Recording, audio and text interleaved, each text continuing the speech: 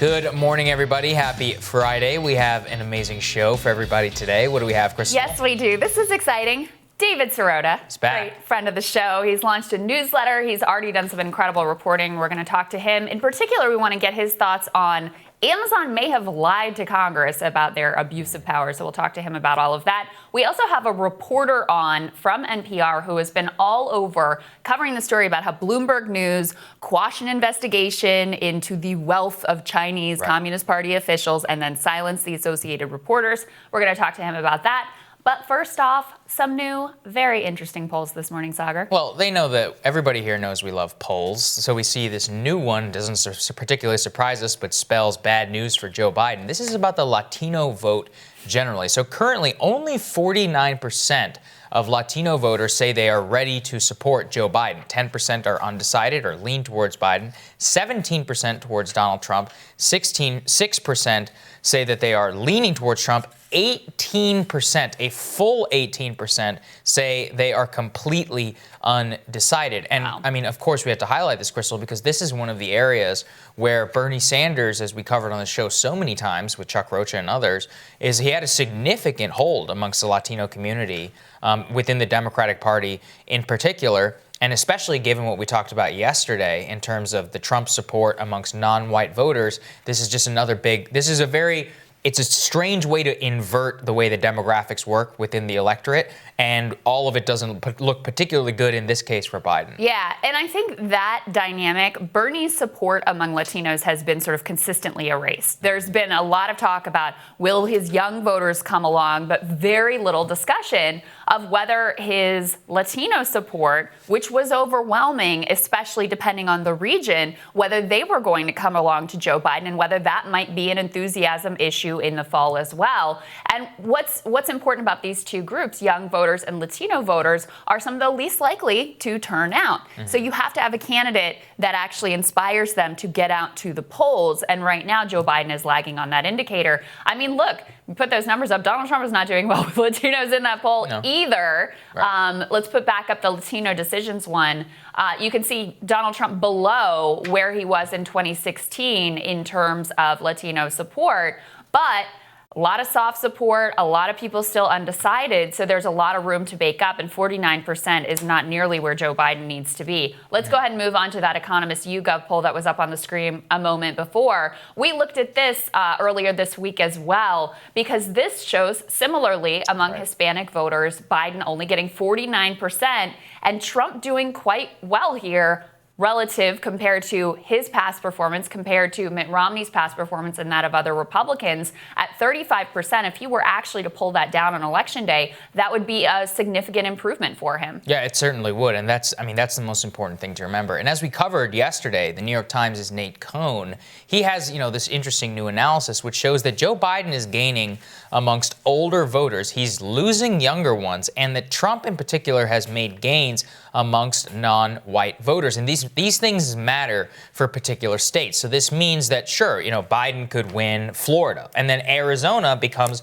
a mixed bag. There's a lot of older voters who live in Arizona, and there's a lot of Latino voters who live in Arizona at the same time. Right. So you have an inversion there in terms of the way that could look. The Biden campaign might instead try to just win Florida and Arizona, or they might try and move the map around and concede a Wisconsin, Michigan, Pennsylvania, and others to the Trump campaign. Now, look, electorally on the map, I'm trying to do the math in my head. I'm not sure quite where that stands, but these are interesting new dynamics.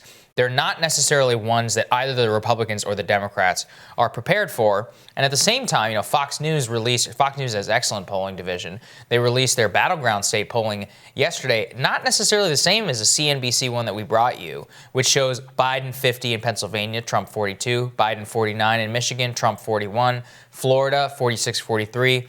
We should add the caveat there that anytime you are polling registered voters, it's actually generally an undercount, according to the Times' Nate Cohn, over likely voters, that Republicans actually have an edge. But take all the bias out, and like I said, there are some interesting electoral dynamics here, which are kind of a mixed bag for both candidates. Right, and mostly we're not talking about massive swings in any direction, but as close as 2016 was, and as close as this election is supposed to be, any little shift in support matters. So, of Yeah. course, we covered how seniors, unimpressed in particular with the president's coronavirus response, seem to be having more affinity for Biden than they had for Hillary last time around. Young voters seem to have softer support for Biden, more interest in voting third party or staying home altogether than they did last time around. And now this is another key piece and something I've been looking for, frankly, how Latino voters are going to shake out.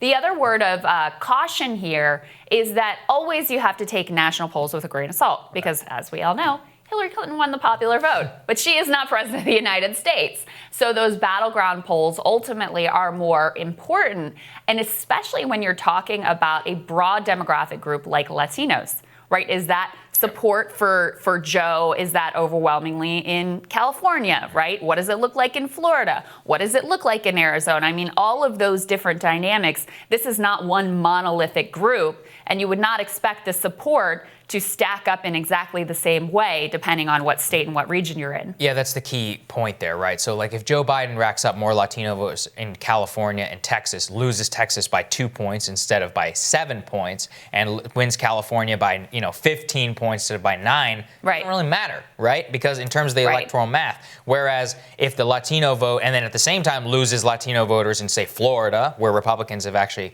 always had a significant base amongst the Cuban community, but now with the Puerto Rican community voting a lot for Rick Scott, Marco Rubio, and the Venezuelans. I mean, there's just a lot of interesting dynamics here at play that get lumped into that thing. So you're right, which is the battleground state polls are the ones that matter the most. And we can look here, though, at the shaping up. We can look at both the weaknesses for both candidates. So with Trump, I think if he doesn't turn the seniors number around, it's dead. It's just that's one of those the biggest things where risk for either candidate right now.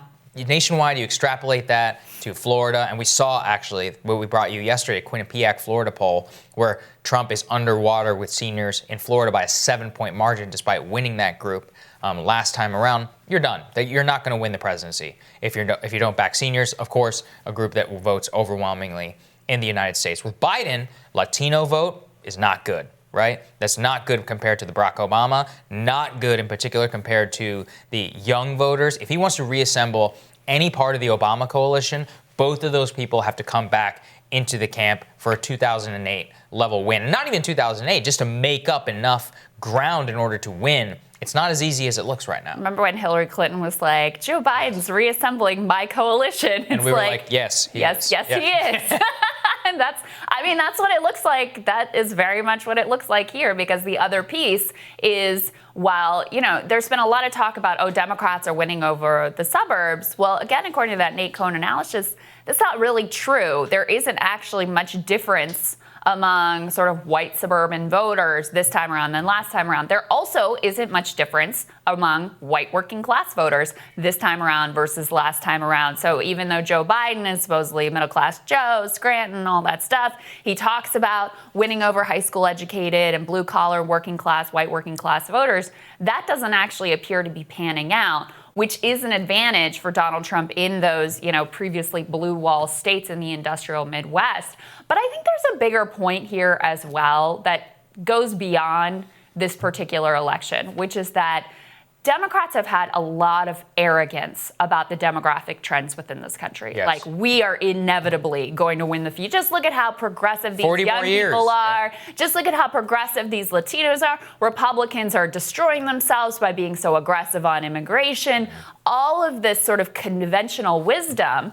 And 4 years of a strategy that was basically, these elite fixations in terms of Russiagate and Ukrainegate and calling Donald Trump racist, right? And look, at times, for a very good reason. But that has been the moral critique against him, and you would think that the communities that would most land with would be communities of color. Yeah. In fact, he is picking up ground with those very communities. I think Democrats need to do some soul searching about whether that is the right strategy. I mean, just like put the morale principle, like whatever you think about whether that is accurate or not, has that worked out as a political strategy? No, I mean, it's the great awakening, right? Which is that the white, upper middle class, white liberals are far more woke on racial issues than any racial group, because the dividing line there is not race, it's actually class. And the way that these class issues and the university, and there's a lot that goes into it. But what Nate Cohn talked about is that one of the reasons that Trump has had gains in the non-white community is because they were not represented in what he called the resistance coalition. So like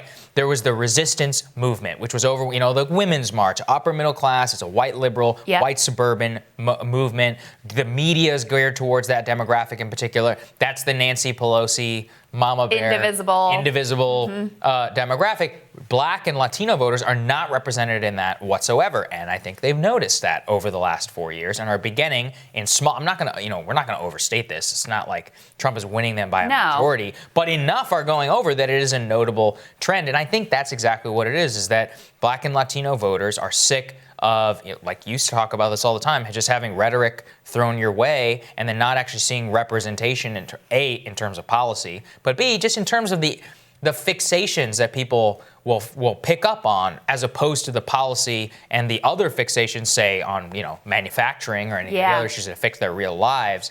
And that's something they're really beginning to take notice of now. People are multidimensional, right? Yeah. And if you think that they're going to vote just based on one issue or even, certain offensive rhetoric, I mean, it's more complicated than that. It's funny because I actually went back to look at what Donald Trump had gotten with the Latino electorate in 2016. And in doing that back research, I found all these articles that were like after the exit polls came out and showed him outperforming Mitt Romney among Latino voters. There was this whole second guessing of like, these can't possibly be right. And there were pollsters who went in and, maybe it was this and maybe that's a problem. And our sample said something different. There was all this attempt to explain how that possibly could have happened because it was so counter to what I believed at that time would happen, what many pundits believed would happen.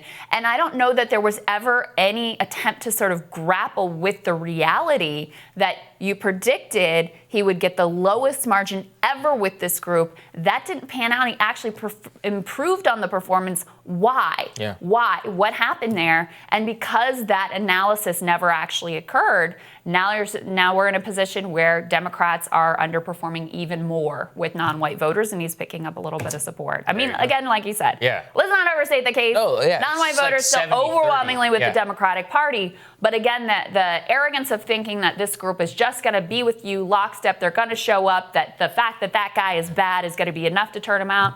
No, it's not going to work out that way. Cut it. All right. We're going to tell you what's on our radars. That's next.